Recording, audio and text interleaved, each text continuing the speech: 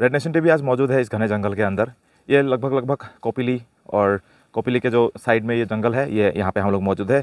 बोरो लांगफेर नाम का गांव का ये मिट्टी ज़मीन उसके अंदर में आती है और यहाँ पे कल एक एक्सीडेंट हुआ है उमरांसू में। खास करके एक्सीडेंट उमरांसू बहुत मशहूर हो चुका है एक्सीडेंट के मामले में। एक्सीडेंट लगातार होती रहती है उमरांसू में और खास करके लंका उमरांसू रोड में। लेकिन इस बार जो बात है वो लोगों का इंसिडेंट के बारे में नहीं, इस बार बात है एक हाथी का इंसिडेंट के बारे में। एक हाथी कल करंट लग के मर चुका है। एक हाथी का ही कुछ तस्वीर हम आपको यहाँ पे दिखाने की कोशिश करते हैं।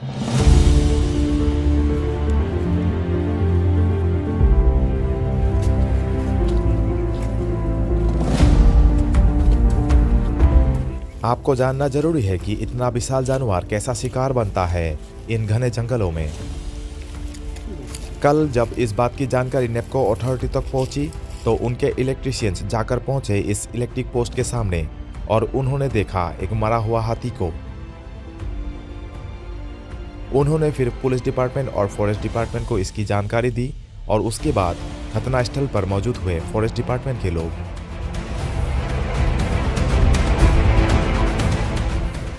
बोरो लार्फिंग नाम के ये गांव इलाका NEEPCO hydro electric power project के सामने ही है और इस इलाके में बड़ी मात्रा में हाथियों का चलन देखा गया है।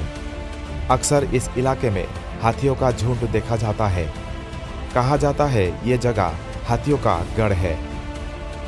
इसका सबूत है जंगलों में पाए जाने वाले मलमूत्र और हाथियों द्वारा आवाजाही के लिए प्रयोग करने वाले रास्ते।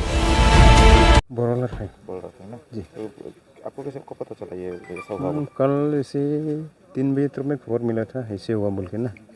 नेपको बलान से थोड़ा वही हाथी तो मतलब वही खोजने के लिए इसको पोस्ट में लगा था। खोज के ऊपर वाला तार तो खोल के वो एंगल में लग गया, पूरा गरन आ गया पोस्ट में। तो उस समय में हाथी तो लग गया ऐसे बोल के सुना।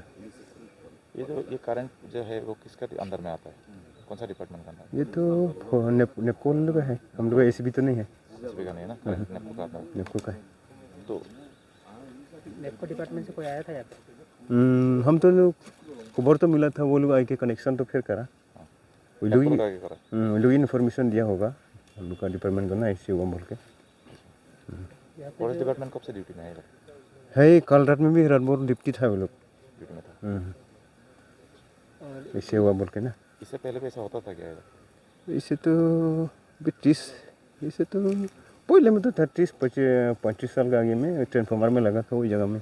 लेकिन वो तो अभी इतना 30-35 साल का बीच में तो नहीं हुआ, ये अभी ये साल में हुआ था। बोलने में तो कल रात 10 बजे में लगा बोला रन से तो। हाँ वेटनरी तो लोग तो अभी थोड़ा आगे में पहुँचा।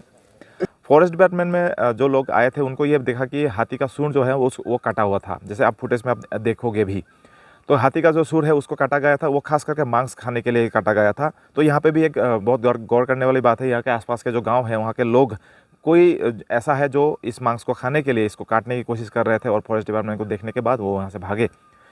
ऐसा भी हो सकता था अगर फॉरेस्ट डिपार्टमेंट कल शायद यहाँ पे मौजूद नहीं होते तो ये शायद मांस को यहाँ पे हाथी को लाश पूरा संपूर्ण रूप में नहीं मिलता, कुछ अंश गायब मिलता, या तो पूरा का पूरा हाथी जो है वो गायब हो जाता था कल अगर फॉरेस्ट डिपार्टमेंट या कंसर्न डिपार्टमेंट के लोग यहाँ पे मौजूद नहीं होते थे। इस घटना को घटे अभी 24 घंटे के ऊपर हो चुके हैं और 24 घंटे के बाद घटनास्थल पर देखा गया है वेटरनरी डिपार्टमेंट के लोग जो इनिशियल डाटा कलेक्शन कर रहे थे और पोस्टमार्टम करने की बात कह रहे थे। अब आपके मन में ये सवाल जरूर आया होगा, हाथी का दांत का क्या हुआ? तो मैं आपको बताता चलूं, ये महज 14-15 साल का हाथी था। इसका दांत अभी निकला भी नहीं था। आपको विवरण में बताया जाए तो हाथी इस इलेक्ट्रिक पोस्ट के सामने आकर इसके साथ खेल रहा था या अपने शरीर को खुजला रहा था।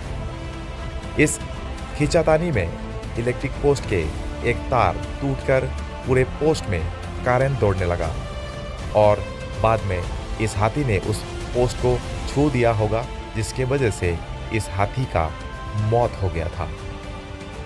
क्योंकि आसपास के लोगों ने तड़पते हुए हाथी की चिल्लाने की आवाज सुनी थी। इस पूरी घटना को आप देखें तो आप समझ सकते हो हम इंसानों ने जानवरों के इलाकों में अपना दबदबा कायम करने की कोशिश की है। हमने दखलंदाजी की है जानवरों के इलाकों में। इससे जंतु और मानव का संघर्ष और अधिक बढ़ सकता है। अब ये देखना महत्वपूर्ण होगा नेमको अथॉरिटी और फॉरेस्ट डिपार्टमेंट इस घटना के बाद क्या स्टेप उठाती है।